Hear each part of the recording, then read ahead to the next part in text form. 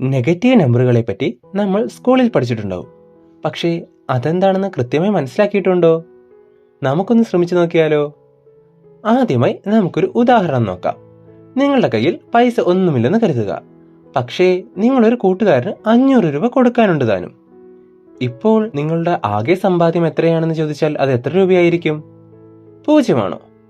അതോ 0 കുറവോ? 0 എന്നാൽ ഒന്നുമില്ലായ്മയല്ലേ?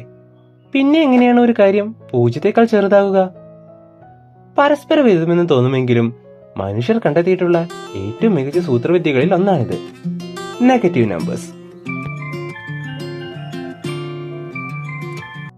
നെഗറ്റീവ് നമ്പറുകൾ എന്താണ് എന്ന് പറയുന്നതിന് മുമ്പ് ഹോൾ നമ്പേഴ്സ് എന്താണെന്ന് പറയാം. 0, 1, 2, 3 തുടങ്ങി ഇൻഫിനിറ്റി വരെ നീളുന്ന നമ്പറുകളാണ് ഹോൾ നമ്പേഴ്സ്. ഇതിനെ നമുക്ക് ഒരു നമ്പർ ലൈനിൽ ചിത്രീകരിക്കാം. ഇനി നമുക്ക് നമ്മുടെ ആദ്യത്തെ ചോദ്യത്തിലേക്ക് തിരിച്ചു വരാം. 0 ചെറിയ സംഖ്യകൾ സാധ്യമാണോ? ഒരു ഉദാഹരണത്തിലൂടെ വ്യക്തമാക്കാം. ഒരു മാളിലെ പടിക്കെട്ട് സങ്കല്പിക്കൂ. തറയെ 0 എന്നെടുത്താൽ ഓരോ പടികളെയും 1, 2, 3 എന്നിങ്ങനെ എണ്ണാമല്ലോ. ഉയരം കൂടുന്തോറും ചായക്ക് സ്വാദ് കൂടുമെന്ന് പറയുന്നത് പോലെ ഓരോ പടി കയറുമ്പോഴും സംഖ്യയുടെ മൂല്യം വർദ്ധിക്കുന്നു. ഇനി ഈ മാളിന് അണ്ടർഗ്രൗണ്ട് ഫ്ലോർ ഉണ്ടെങ്കിലോ? താഴേക്കും പടിക്കെട്ടുകൾ ഉണ്ടാകുമല്ലോ. ഇവ തറയേക്കാൾ അഥവാ 0 താഴെയല്ലേ? ഇങ്ങനെ 0 മൂല്യം കുറവുള്ള നമ്പറുകളാണ് നെഗറ്റീവ് നമ്പറുകൾ. നമ്പർ ലൈനിൽ ഇവയെ 0 ഇടതുഭാഗത്തായിട്ടാണ് ചിത്രീകരിക്കുക. നെഗറ്റീവ് നമ്പറുകളെ സൂചിപ്പിക്കാൻ സംഖ്യയ്ക്ക് മുന്നിൽ ഒരു മൈനസ് ചിഹ്നം ചേർക്കാം. പോസിറ്റീവ് നമ്പറുകൾക്കും ഇതേപോലെ മുന്നിൽ ഒരു പ്ലസ് ചിഹ്നം ഉണ്ടെങ്കിലും സൗകര്യത്തിനായി നമ്മളത് ഒഴിവാക്കുന്നതാണ്. നെഗറ്റീവ് നമ്പറുകളെയും 0യും പോസിറ്റീവ് നമ്പറുകളെയും ചേർത്ത് നമ്മൾ ഇൻറ്റീജേഴ്സ് എന്ന് വിളിക്കുന്നു. പോസിറ്റീവ് 3ഉം പോസിറ്റീവ് 1ഉം എടുക്കുമ്പോൾ പോസിറ്റീവ് 3 ആണ് വലുത് നമുക്കറിയാം. നെഗറ്റീവ് 3ഉം നെഗറ്റീവ് 1ഉം എടുത്താലോ? നെഗറ്റീവ് 1 ആണ് വലുത്. കുറച്ച് കൺഫ്യൂസിംഗ് ആണല്ലേ?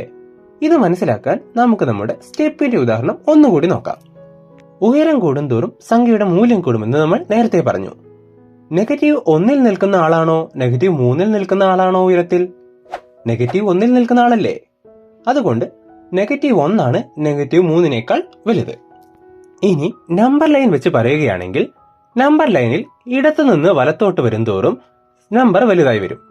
1നേക്കാൾ വലുതാണ് 3, 3നേക്കാൾ വലുതാണ് 5. അങ്ങനെ നെഗറ്റീവ് നമ്പറുകൾ എടുത്താൽ -5നേക്കാൾ വലുതാണ് -3, -3നേക്കാൾ വലുതാണ് -1. ഇനി നെഗറ്റീവ് നമ്പറുകൾ എങ്ങനെയാണ് കൂട്ടുന്നത് എന്ന് നോക്കാം. നെഗറ്റീവ് നമ്പറുകളെ കൂട്ടാൻ ചെറുപ്പം തൊട്ട് നിങ്ങൾക്ക് അറിയാമെന്ന് പറഞ്ഞാൽ വിശ്വസിക്കുമോ? സത്യമാണ്, നിങ്ങൾക്കറിയാം. ഇതുവരെ അത് മനസ്സിലാക്കിയിട്ടില്ല എന്ന് മാത്രം. സംശയമുണ്ടോ? ഈ കണക്കൊന്ന് നോക്കിക്കേ. 5 - 2 എത്രയാണ്? ഈസി, 3 ആണല്ലേ. ഇവിടെ 2ന്റെ മുന്നിൽ കിടക്കുന്ന ചിഹ്നം ഏതാണ്? നെഗറ്റീവ് അല്ലേ. അതായത് കുറയ്ക്കൽ എന്ന് പറഞ്ഞ് നമ്മൾ ഇത്ര നാളും ചെയ്തുകൊണ്ടിരുന്നത് ഒരു പോസിറ്റീവ് നമ്പറിനെയും നെഗറ്റീവ് നമ്പറിനെയും കൂട്ടുന്നതായിരുന്നു. അതായത് 5 - 2 എന്ന് പറയുന്നത് 5 + -2 ആണ്. ഓക്കെ, അപ്പോൾ നമ്മൾ നെഗറ്റീവ് നമ്പറുകൾ വെച്ച് കൂട്ടാൻ പഠിച്ചു. എന്നാൽ പറയൂ, 3 - 4 എത്രയാണ്? പറയാൻ പറ്റുന്നില്ലേ? അതായത് നമ്മൾ പൂർണ്ണമായും പഠിച്ചിട്ടില്ല. നമുക്ക് വിശദമായി നോക്കാം. ഇതിനായി ഒരാൾ നമ്പർ ലൈനിലെ 3ൽ നിൽക്കട്ടെ. അയാളുടെ പേര് ജോയ് എന്ന് എടുക്കാം. ഈ 3നോട് നെഗറ്റീവ് 4 ആണ് കൂട്ടേണ്ടത്. അതിനായി 4 സ്റ്റെപ്പ് പുറകോട്ട് അഥവാ ലെഫ്റ്റ് സൈഡിലേക്ക് നടക്കട്ടെ. അപ്പോൾ ജോയ് -1ലെത്തും. അതായത് 3 - 4 എന്ന് പറയുന്നത് -1 ആണ്. -2 + 3ഓ? ജോയ് -2ൽ നിൽക്കുന്നു. കൂട്ടേണ്ടത് പോസിറ്റീവ് 3 ആയതുകൊണ്ട് മുന്നിലേക്ക് അഥവാ വലതുവശത്തേക്ക് 3 സ്റ്റെപ്പ് നടക്കുന്നു. ഇപ്പോൾ ജോയ് നിൽക്കുന്നത് 1ലാണ്.